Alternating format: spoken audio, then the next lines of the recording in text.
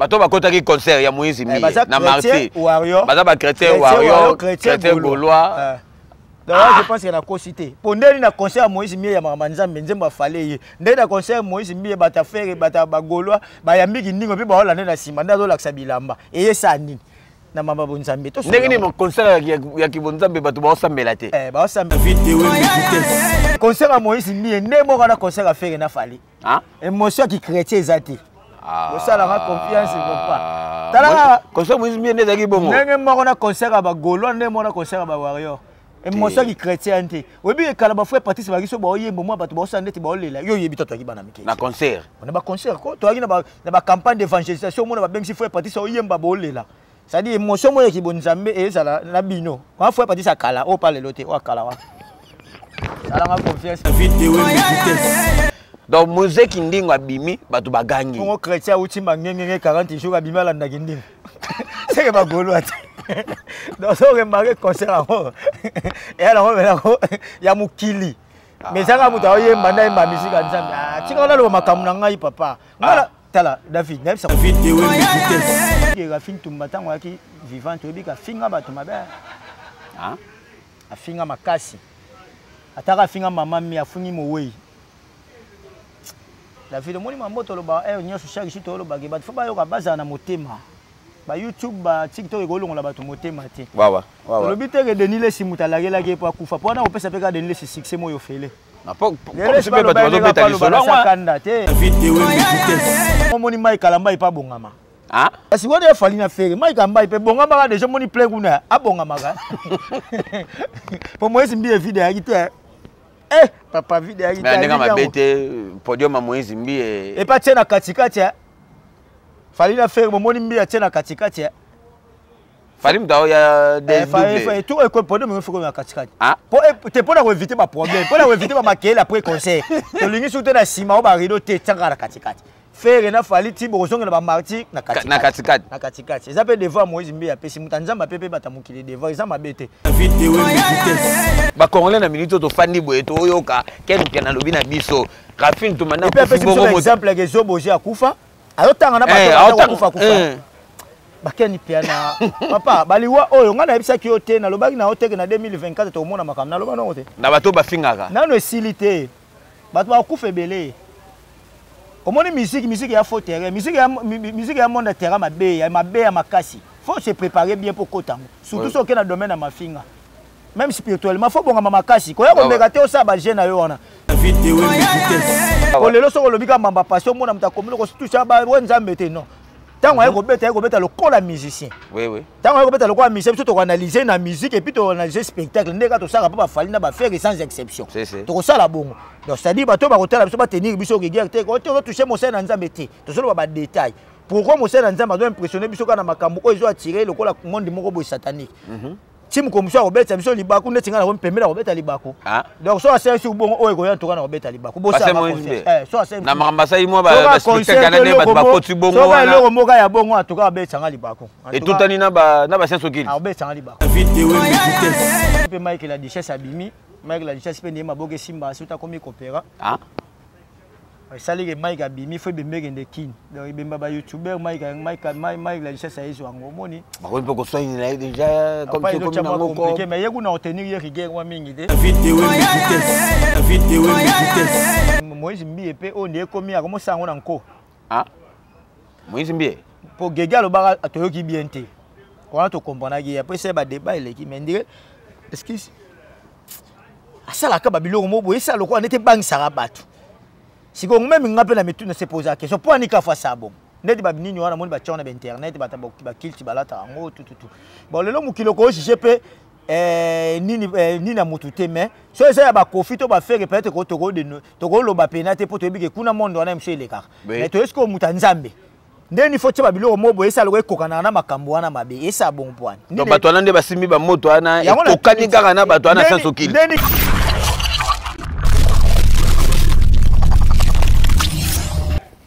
Merci Lubanzadio analyse mutema mabe David Wembe masola balabala donc so moni micro bimi caméra bimi sege matière ekoti. Voilà na yebike lelo bato nyonso ba Holanda biso batebele pe batala biso émission sur les cas na moni natali ba commentaire bona ko kango kotala nyonso tele ga ebele. En fait auto sera moi chance à kotala totala ba mafinga mais en tout cas 100% toi na 80%. Ma sananga mais de vite na Paris pa ebisa nga bien en tout cas papa ba balotala et puis ba commenter ba do peso courage. Et après, les camarades, nous avons combien de temps les camarades. Bon, les banques, tu vas comprendre, ils ont besoin de la mamaka, si net na balabala. Donc, je ne jamais mis sauf photo quand ça me colle balabala. Pour moi, on va ba continent, baba père ba continent. C'est qu'on a balabala et espoir ngoma yonjika. Solo ebembe. L'homme remontada. Pour moni balabala, au mon espoir ngoma yonjika. Voilà ce que yé mon continent biso na nenga balabala. Na nenga balabala. Au mon directeur abiwa ça na junior automatique. Junior automatique, si seigneur. Et puis ne balobara faut mieux tard que jamais. DJ Stuga, joyeux anniversaire. Joyeux anniversaire DJ Stuga. Wa. Di masola balabala to radicaire na yo. Timote na bonaki la famille Bekapa Bonakiala. Famille Bekapa. Moto moko bien puis Tokobo sana raté les guerriers. Paulo dos Santos. Il faut matcha Mungongo. Paulo dos Santos les guerriers les puissants. Ah autorité morale et FCC puis na mona Bodig Mata d'Union Européenne. Bodig Mata d'Union Européenne. Union angolaise mais na mito en Europe. Donc na mito quand même na Union Européenne Bodig Mata na pesi au moté bon séjour na Paris et puis na pesi moté na notre aîné, il y a un français. Ben Willy Gabonais. Ben Willy les Gabonais. La puissance mondiale n'a pas Simote. Et puis n'a pas Simote na Lumbila, Sylvain Lumbila. Et puis n'a pas Simote na Maradona. Car c'est référence, on n'a pas Sylvain Lumbila. Au monde Maradona Zawana. Julia Maradona. Pourquoi tu racontes kuna? Moi, je bien pété à la. Et puis n'a pas si j'ai tout Jiba débordement. Ah, j'ai tout Jiba. Débordement. Petit nanga Liliano Pedro l'international. Liliano Pedro. Nabiga Liliano. Ya benga ngai. Ah nga so moni médiateur avec des chimites na milieu c'est que j'ai ça mabe. Donc Liliano Pedro. La personne mo depuis dino ka fusa papa possible. Bo sangana na main de vita na dada Shabani. Bo pesa ga ba système wana po odo vita a main de vita comme c'est la ngai pe Folvimbala. Folvimbala. Donc 6 mois tozo banda wa mois prochain to wana Folvimbala. Ahmed Vita nabike kotoana organiser makambo petit nanga dino ka fou et puis président na biso dada Shabani donc voilà to bandano na mabanga poso na bandolo ba mabanga ekoma mako. Monsieur Lubanzadio na ndenga balabala to fandi to moni concert ya Momo. Ya Momo. Moïse Mbiye a auto livré concert na ye na stade des Martyrs au batu nyonso bazelaki le 20 mai.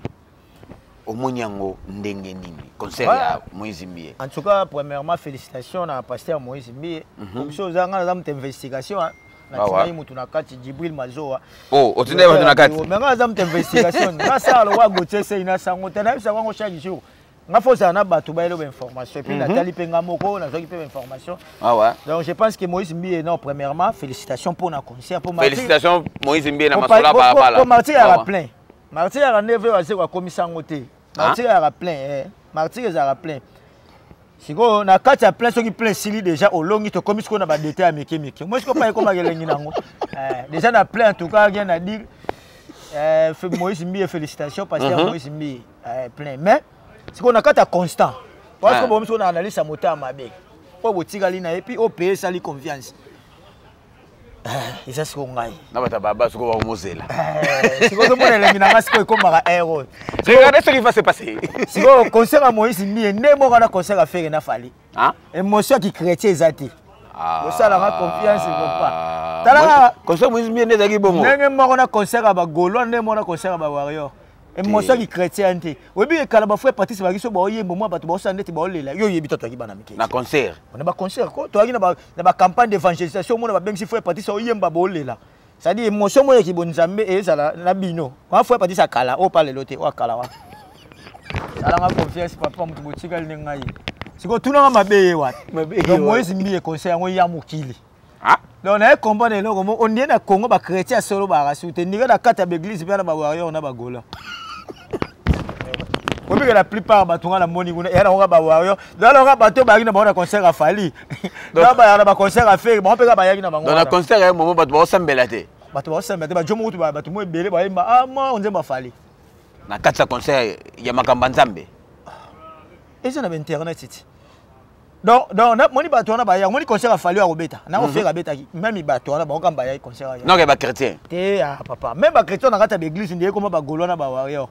Na mo mona la mo on a pas on na mona kité. Eh voilà concert nzambi. Ouais, net on a église ngo ba golo na ba warrior. C'est chrétien wala na kinding. Ah, chrétien bena chrétien net ebili ma ba bonzambe kinding wa bimba landi. Ba o ba na kata martyr. Eh ba golo. Bata baba bolimbisa biso toza kosala analyse ya concert toyebisaka bino biso tozaka au milieu du village ezaka te awa toloba bolamu non tolobi bien plein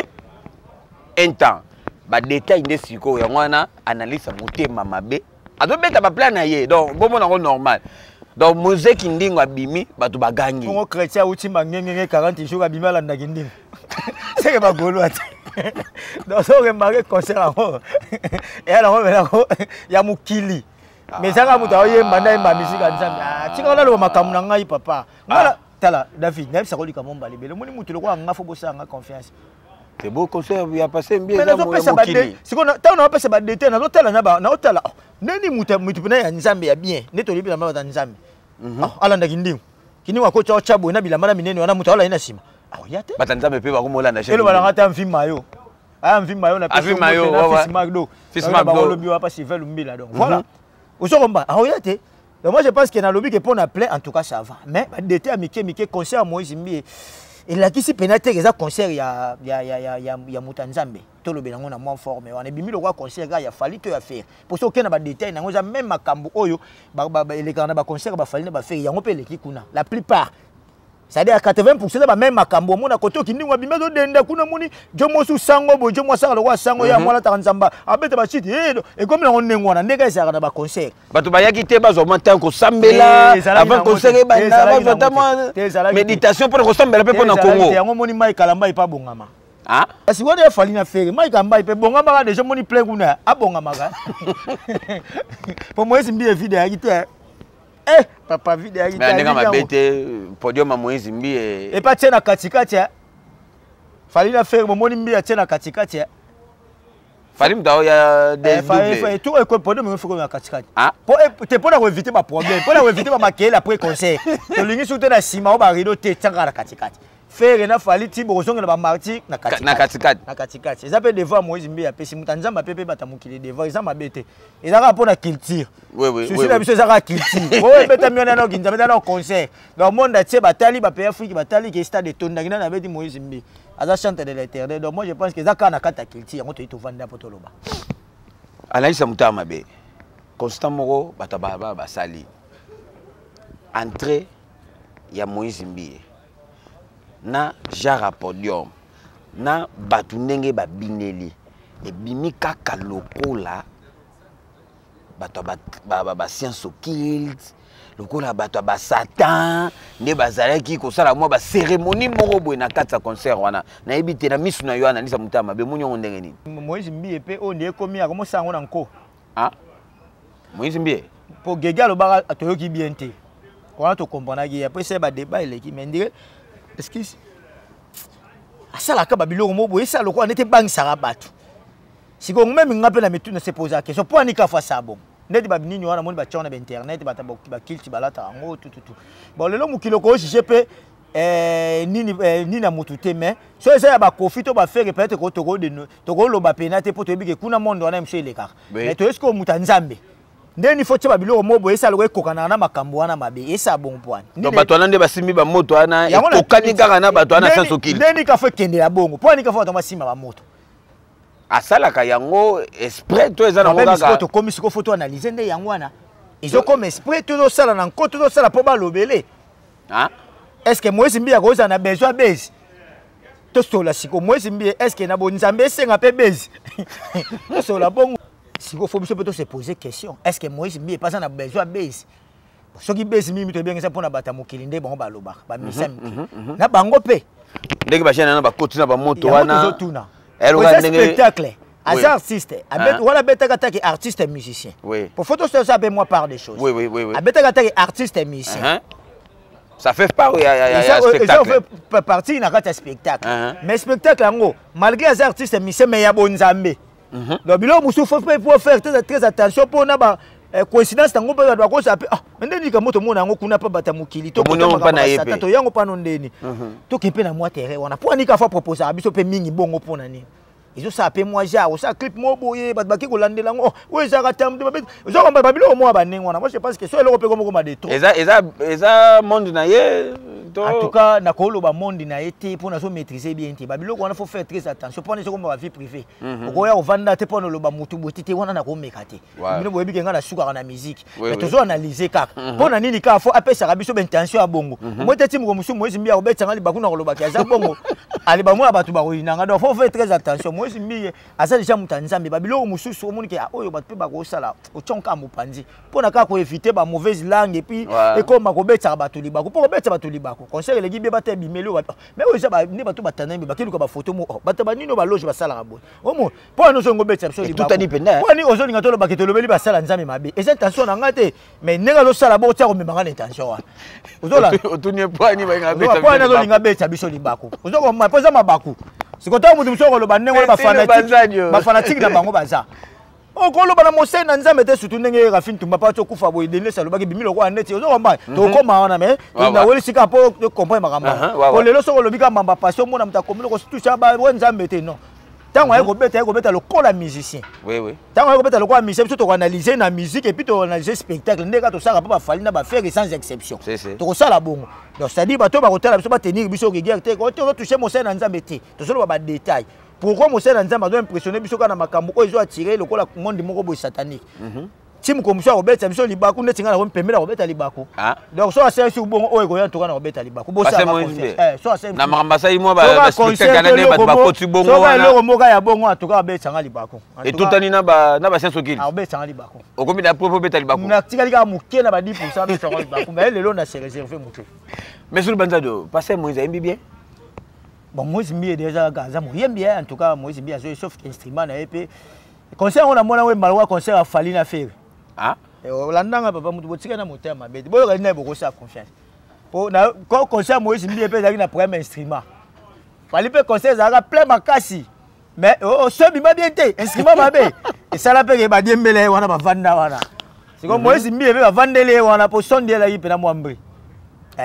son père qui n'est moi si ma père qui n'est moi pour appeler la pembe papa la vérité à solo azaki na communication na ba fan oui comme on va fan to ba chrétien o bazaki na kati to tsa monga ba fanatique ba monga bonne musique ne to tsaka ba golo na ba warrior ba sangana na ba spectacle na ba villageois ba yaki wana ba tondi selier siko wana yom dolo bien moi bato ba kota concert ya Moïse Mbie baza ba chrétien te baza nde ba gaulois te kolo makambo na lobi te na lobi boye bato ba yaki na concert ya Moïse Mbie baza ba chrétien mais les chrétiens lokola ya kalaté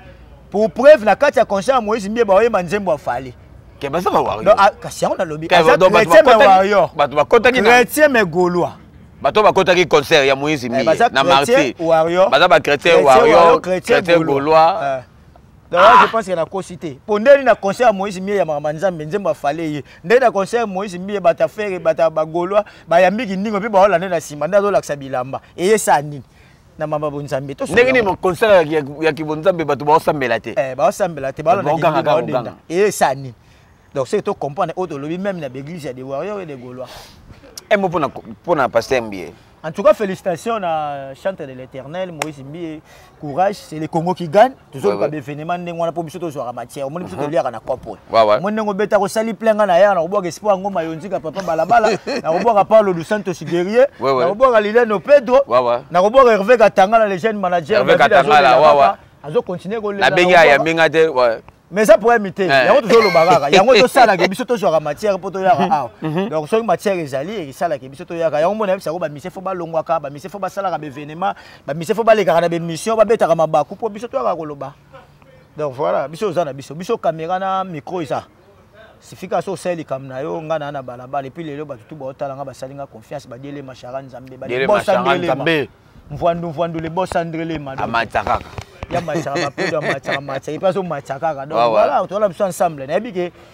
o tozolo ba te pona ko leka ba limite mais au juste toza pena na conscience na biso et puis bato bazolanda biso malgré ba mafinga mais to mafinga ezala moke bato bazo encourager biso opi ba maele bazomona ki bato baso la pembe devoir na biso sko ezake tokokosa conscience te tozoloba likamnenge ezali mais détail tokoloba détail pona okotela mutu te na liaki mbongo mbie te na liaki pe ya mai kala mai te donc pona lo mama mbie bien et déranger ngate zo mbanga na lo ba era ta liaki ya mai kala mai ya mbia ko lo mabe ngasko na za mais na ndenga mabete mai ya la morceau dire et mai be fa tonza ba mai pas ke kana be église ti asa pe ba spectacle bongo c'est comme mai qui pas tali ba des fois mbie ti fallait na faire papa. Merci beaucoup à toi, mon bon moi, Ben Wouli les Gabonais, du Bodidi Neni. Vekota Masola Balabala, notre Moulobakati, notre né, notre aîné. Kota Masola Balabala, et Kosala bien. Joyeux anniversaire à toi, à piler le top déj. Piler le top déj, joyeux anniversaire. Motame l'amour, malgré. Wabilamba la soleil m'a pilé le nom Wabilamba et puis na pesi mbote na masa nanga Jonathan Kuzu motema Chancel Nzembel père Abakasi à masa nanga donc de Parigo on est ensemble donc Wabilamba yebisa pilé lelo les anniversaires na yi masola balabala toza pe pona bata ba anniversaire oza na anniversaire oza na fête obengi biso to sala pe boye ndeto osala pilé le mois des anniversaires que du bonheur yo za ralentima et puis encourager biso pilé le top déj kota kota masola balabala et ko sala bien bon ça moi Franck Kalela ndazo pesa visée zo ratete oza na posa ya visa ya Schengen oza na posa okende États-Unis oza na posa okende Brésil okende partout, place nyonso yo linga. Hein? Beaucoup de Franck Kalela. Il y a dans un temps. Moi, mon bali mongo so tali au moins benega 8 ou à sérieux. Alors il y a un bon côté, à pesa on est visa, yo PC maramnaye. Donc beaucoup contacter Franck Kalela, beaucoup à la décider Gustave le Grand Baoba, Nazolela. Gustave le Grand Baoba, Nazolela. Maramwe salama entre ngana yo. Nzamba sungarara. Nzamba simba mutema na yo. Asimba penda mutema na yo na ebite Gustave le Grand Baoba nazolela papa na Gustalinia papa na bébé Joyce hein bozala penda na masola balabala et kosala bien mais sur le banzadio par rapport à l'actualité tout ko ratango pété mes condoléances na famille presse mobimba famille à YouTube mobimba ba youtubeurs ba chroniqueurs, ba chroniqueuses, ba journalistes donc quand il y a presse donc mes condoléances to bungisi moko ya biso na kombo ya Rafine Tumba donc à toi ma discance page moli mono pe ma na kimia donc nzambe yemoka yebi mais sur le banja de tozaka peka obligé ya ko mekepe moi ko analyser le solango ya ko beta moi le solango et que yo analyse ya muté mabe le solango côté na yo oyoki ngono ndenge nini ouais en tout cas ça fait mal hein, bon je pense que moi ko sipena liwa ya mututé la première des choses est allée que Rafine Tumba la cher na biso bundi ba Turquie ba mai ti ya komba Paris na balifanto bon ilo nzamba benge mais la moni pe liwango suscité pe moi ba problème belé muna mtaye osala ngo ba mission na ndenge na ye bika analyse biso lire na kopo donc so likamboye photo ya la mo pe Mike la Duchesse abimi Mike la Duchesse pe ne maboke simba suta komi kopera sali ke Mike abimi fo bembe ngende kin donc bemba ba youtuber Mike la Duchesse ayezo ngo moni ba ko pe ko soigner là déjà comme compliqué mais yego na obtenir ye rigueur wa mingi de mais tu est-ce qu'on a une logique des choses je dis que Rafine Tumba tango aki vivant tu dis que finga bato mabe hein a finga makasi ataka finga mama mi afungi mowe la vie de moni mamboto lo ba nyoso chaque jour to lo ba ke bato fa ba yo ka baza na motema ba YouTube ba TikTok ekolongola bato motema te wa lo biteke Denis le simutala ke la ke pa kufa pona opesa pe ka Denis le succès moyo fele na po se pe bato bazo beta li solo sakanda te aloba ne kala sakanda bon Denis comme ba finye ti lo ba za kana bango bana na ba coïncidence pona ko pesa Denis sous ma pouvoir moneti bonzambe ya makasi to ko bango lobela makamba basimba ba sali na nzambe te na ko ba beta ke lo wana matro atika na to biloko yana ngo Denis le cité zakake nzamba ebeke mukolo na okufa ekuki mais biso bato totikali pe ko interpeller biso na makambo susu à bon sens ça dit to garder ba limite kaka on sait jamais parce que ye fille wana na suka comme muta faire comme gauloise a fini bato makasi mais tianga ofinga mama mi wana mama mi akufi na 82 ans omoni ki yazana au jeune ma akufa tu vois donc lelo bato batikali tolobi teke to banga koloba makamba bato pona ndeka fina akufi te liwanza mbe mutaye ba mukolo muta akufa mais importer zali ke bato to tikali quand même totala tozana mwa motema tozana mwa bomoto na humanisme oui ndenyo ko ya kofinga bana bato mwasa bato papa bato na ba wei ofinga bango neti grand frère ya Denis ya kufa Richard les joyeux finga o Denis mutale ça dit zo comprendre ça ba biloko mo boy biso to telema ba to telema ba comportement on est pena déplorable c'est pas bien omoni le loka fitumba kufi bana batikali muke donc ba museki ndingu ba pasteur lité ya kanda bana na mo liste ngo na tangango ya bato bobenda makama toyi koto zo interpeller biso beta biso ba donneur de leçon de mais to epesa ka ba kombo ya liste ngo yango na ngwa ba museki ndingu ba lité ya kanda ba Fivette Mayamba ba Sarah Tola ba Virginie Manganga ba Lexi Wech ba Joël Show ba pena mwebele oza pena ke otuki pena mutu pena mwebele mutu afingi na mwana mutu papa wana vite oyoka na soute donc pas ibozali nde balobaka la nuit porte conseil bozala botala pa kufi pe ndeko na biso ka ya YouTube tozala afinga pe makasi ka loka biso afinga pe makasi lokola nga zo mona siko akufi bato misu pe po papa soko lezaki mutu na bomo so akufi ya te so man so yagi journaliste so yagi youtuber mona milieu du village de mona ba kofi balo ba tiena ba page bato ba condolence nga rola asuka pas faire fait pe na chete fait pe to zela bato comme soka fait atangi na faire a chete sara to la zeli faire a chete fait pas na makambu na yo tala Genève arena kuna alors na makamba minene zo zela ye anaisa mutama be kaka na même thématique oyo omoni ngo ndenge nini liwa ya Rafine Tumba mais Ken Piana ajuta ya kosala émission faloba ke ezande mopao ofi olomide mutabomi Rafine Tumba c'est no yo moni ngo ndenge c'est tout son kana mamto toloba ndeti ndeni ko qualifier moto sana ba preuve so Ken Piana na ba preuve ozo l'accepter ke kofi aya na ngombi to koloba so azana mosolo ba makambo ka bo epomi sepelisa to pozo ba vie batala eza mabe mamto lo ba yango ba Rafine ba sala c'est pas bien musuna mwe una lobi ofere na moni mo ka sala ba ningu no fere ba mso ba lobi fere mutabomi c'est pas bien bato bana choc yo so bisa fere mutale est-ce que ozana preuve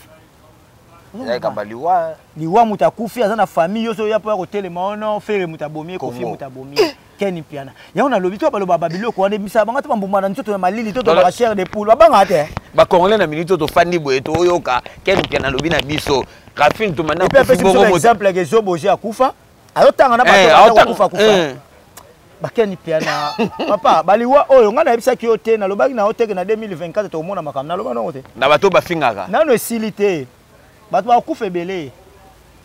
omoni musique ya faux terrain musique ya monde terrain mabe ya makasi faut se préparer bien pour kotango surtout ce qui na domaine na mafinga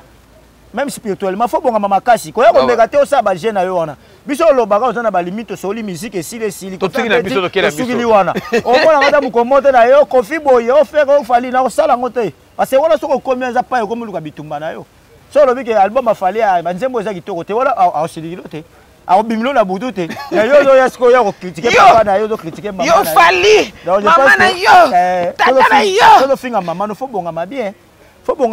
parce que ozo leze mama boti akufa yo zo finga faut bonga ma bien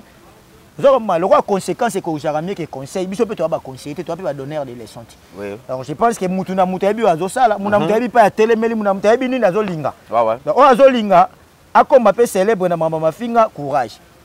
Zoma na moni mama ko ngwa lobio non yo kanti bo bangsa batu te le poda ye lobele lo roté OK continue c'est pas mais to e baraki tant to zo finga batu soko kufi lobi za la passe pour l'autre ça bato to za ba célèbre bato batala rabiso le lopo ko za la te bana bazali famille ezali la comportement na yo na vie sa vie ndenge bana ko sala bato ba ko continuer pe ko sunga njani lo akufa to moni bato ba misi bambongo po anini bon sens na humanisme ya vie c'est c'est zo on ba respect mo bo il faut ezala quand même il faut maximum minimum mo ya respect ata muke ya ko pesa ka bato wana zo on ba baza bato ba osala ba fort pour na culture bazo teka mboka valablement donc quelque part moi respect même peut faut tourner ta moi langue 6 fois pona koloba ta kombo Kofi yango pona koloba ta kombo Jiba ngona makambo mo boyi bazaka pe ata mikolo soko ma bazape no ata mikolo zape babatu tobi ke mukolo pe balobela ke moi respect moko boyi ata maturité moko boyi so longwa batu pona musique pona lokoso na bango et puis pona ki mandiatisme na ba mandi zo mona wala et belo zo mona na ba mandi abi question na lobi bo na sepesa faire na sepesa fali même ye Rafine Tumba tango zaki vivant aloba ba bilo musu be mission ezali reso yoka pasi nga na tali yango na okita mawa ozomona mutu azoloba 100 cœur ya kolo mamba fali ya kolo mamba Kofi 100 cœur vous comprenez ba denile si wana quand même faut moi bo moto mukeza la quand même azape ateya ka batu malgré makambo na biso nyo ta terrain na biso pe to balaka na poto mais na makambo na biso ka wana mais il faut avoir quand même moi ba limite quand même aza responsable aza mukolo tant mutu na passe ko luka souté au tube sou meli po so ça pota wana donc voilà donc je pense que en tout cas paix à son âme Rafine Tumba donc biso ba to tikali tout ça comme mayele et puis était un peu biso quelque part pas musuma berga ezala ki to menga kobongisa mais en tout cas sur ezali ka kundama bien et puis bana batikali donc voilà chance kuta ko fait pe na poto bana poto so yakina ba Afrique ngoza moi compliqué alors quoi bana poto to bike mundela au cadre bango donc otokolo baga ezali biso to tikali to teyama pona ya kufite mais pona biso moko je comprends tous en moi moto tous en moi ba ko garder moi bande toloba tout pour la rochiter na opesa merci mingi na banyo so ba Orlando biso Gilles Akambaji Gilles Akambaji Maradona na yo arena so coach wana okuta moi pêche à Gaillard moi Damas eza wana donc et puis le boko to yaka bina ko lia kuna mutalambela Yesu kondo kondo limondo na ba ye ko ligne so na pesi mbote puis na pesi mbote na Igor Kayala le millionnaire Igor Kayala na pesi mbote na Bay Kanto Bay Kanto boni basangwa Jivency Kenzo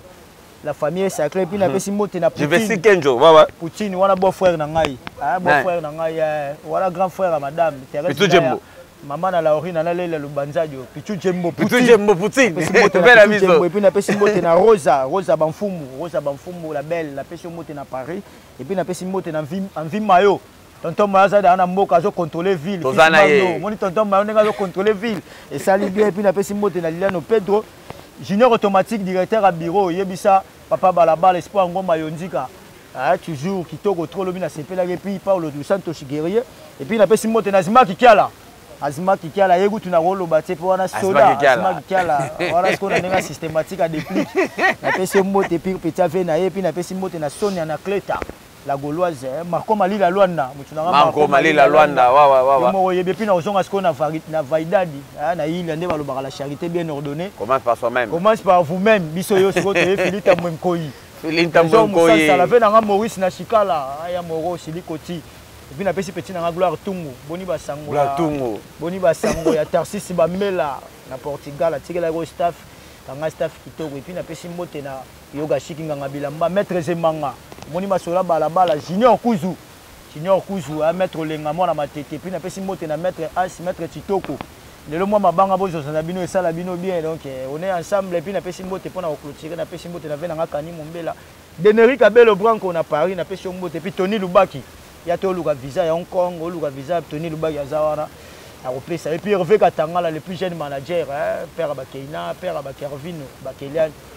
Mobala Fanny Lumbu na pesi mbote donc on est ensemble la famille est sacrée Sylvain Lumbila na yo arena Sylvain Lumbila aboya tongo tana maître Malela Kulumbimbi direction Kinshasa 00243